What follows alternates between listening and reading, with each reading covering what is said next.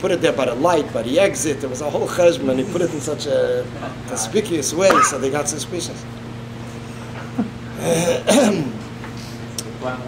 You have to make sure. Yeah, he left it there. I think he explained to them what it is. You have to make sure also. Sometimes you have animals that grab it away. I once put down something, the next day it wasn't there. Can you still go?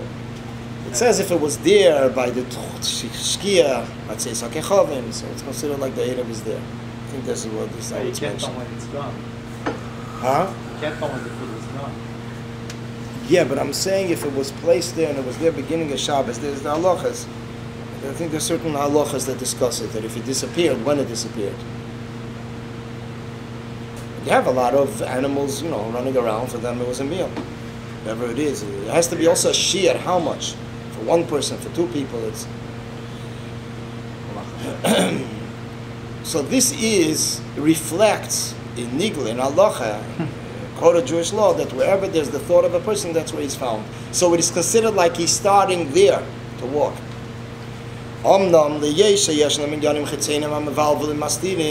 Since there are external inyanim that confuse a person and mastirim and they conceal on the person, in the bazer, it's hayutza named in the spalal metech kivet reish. So what is the eitzah? What is the solution? Solution is the inyan of tefillah prayer. What is the introduction of prayer? Kivet reish. Kivet reish means solemnness, making an evaluation, a calculation, where he is up to in the service to the Almighty. So this is the inyan of kivet reish. Literally, it means heaviness, a seriousness that he really takes in consideration what's doing with him, evaluating himself. Tefillah hu inyan haiskasha. So the Rebbe says the inyan of tefillah is the inyan of connection with Hashem. Zeh ma she'omru alavai she'ispal adam kol hayim kulei. That the Gemara tells us, the tractate in Brachas, that alavai, that it would be very good if a person would pray a whole day. What does it mean? So the Rebbe explained, it doesn't mean literally pray a whole day. A whole day he should be so connected as he's connected by during the prayer. See, he's permeated with the feeling, with the concentration, who he's standing for. The achana, which actually this is especially in Shemin Esrei, it's mentioned that there's the two kavonas. I mean, the Alter Rebbe writes in Shulchan Aruch before davening that a person has to think about the lowliness of the person and also about the greatness of Hashem. Shiflas ha'adam and gadlus ha'kel. So these are the basic inyanim that a person has to think before davening. The achana, what is the preparation for davening? Inyan ha'keved rosh. This is the heaviness, the solemnness that is before davening. Shas, there is keved rosh, which means the heaviness of thinking is where he's up to, evaluating himself, soul searching. He's misbatlim, then he removes everything that is disturbing him. Which means once he starts concentrating where he is in the world, so all these things are put aside. Wait, why wouldn't the realization of where he is in the world, why shouldn't that disturb him? Maybe the other things compared to this will dissipate, but why his own matzah shouldn't that disturb him? Okay, so that's why it says, Taka, there's two things. There's one inyan is that a person does bakrishma shalamita. That's one thing, that's the negative aspect. Then there is the inyan of a merirus, a bitterness that's in the morning, that merirus is actually serves as an introduction to davening because there's also chayis in it. Like the Alter Rebbe says in Tanya, difference between atzvus, depression, or bitterness. Bitterness has a certain energy in it. The only thing is that you now, after that, you're using it out in a positive way. But it comes to the inyan of depression, is something where there's no chayis, there's nothing there. Does it say in Tanya that it's not like that you do it the night before, and some people say, your shop saying once a week. Once a week is the tikkun. That's a tikkun chatzos. The tikkun chatzos is Thursday night. It has to do with. He said that has to do with the kavod rosh. The kavod rosh. The tikkun. The kavod rosh is a general aveda for every day. And actually, the Alter Rebbe mentions Taka in Tanya there in Igeres HaTshuva. He named in the Matechmas. The kavod rosh is Taka for Thursday night. Leil Shishi. But there's another thing. There's a MaMaar from the Alter Rebbe. It starts V'heidem es hadeshen ashatechel V'heitzi es hadeshen al mechutz al-machane.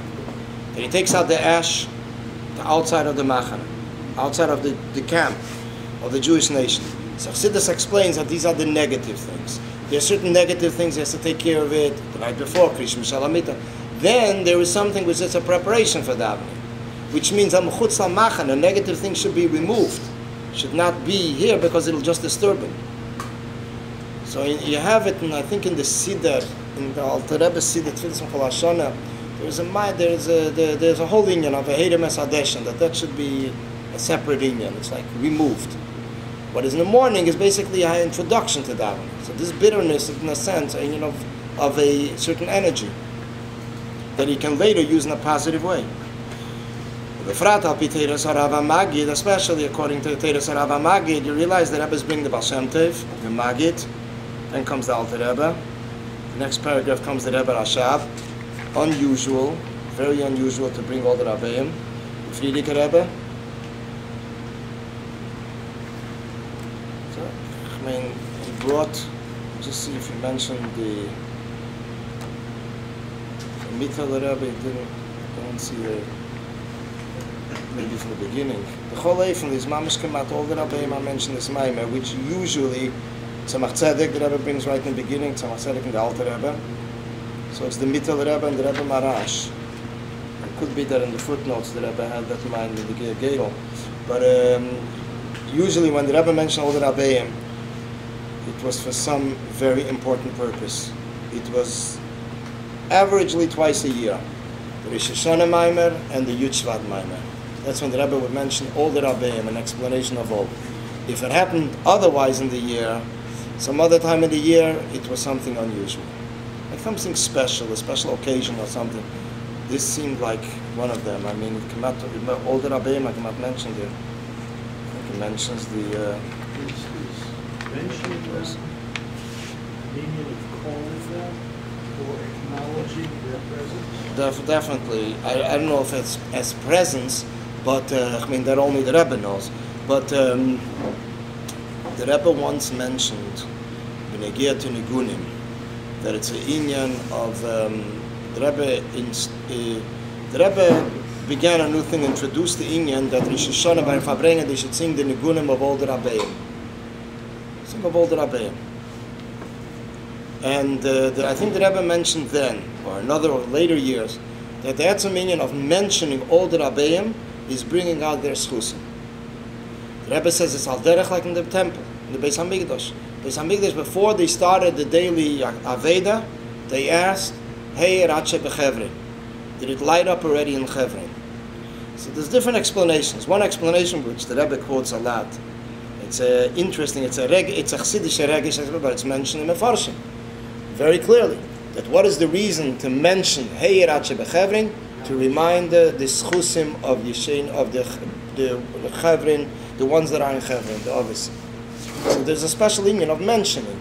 That's why the Rebbe mentioned by the Nigunim. The Rebbe mentioned Alter Rebbe, Mittel Rebbe, Tzemach Tzedek, and also in the MaMaar the Rebbe would mention all. So you see it in Vasi Legani, which was the Rebbe's day that he accepted leadership. This is a day that the Rebbe mentioned all the Rabbeim. The first time in 1951 he mentioned from the Alter Rebbe to the previous Rebbe. In the Shabbos after that, the Rebbe said that he felt uncomfortable. There was an expression the Rebbe used, that he did not mention the Baal Shem Tov and the Magid. So the Rebbe then said a MaMaar HaYesheves Beganim. It was Yud Gimel Shvat was Shabbos, and the Rebbe included the Baal Shem Tov and the Magid. And from then on, all the years, Yud Shvat, all the Rabbeim from Baal Shem Tov. So this is basically the Rebbe is getting to the Magid now. The Magid explains that what does it mean Kevet Rosh? Not just the heaviness in the person. That when a person should meditate b'negeh the heaviness of above, what is in the Rosh, in the Shechina, the suffering of the Shechina.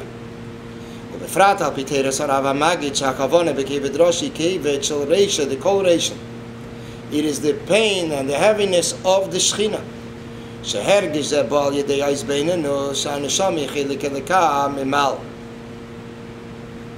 That this feeling comes when a person meditates that the neshama is part of Hashem.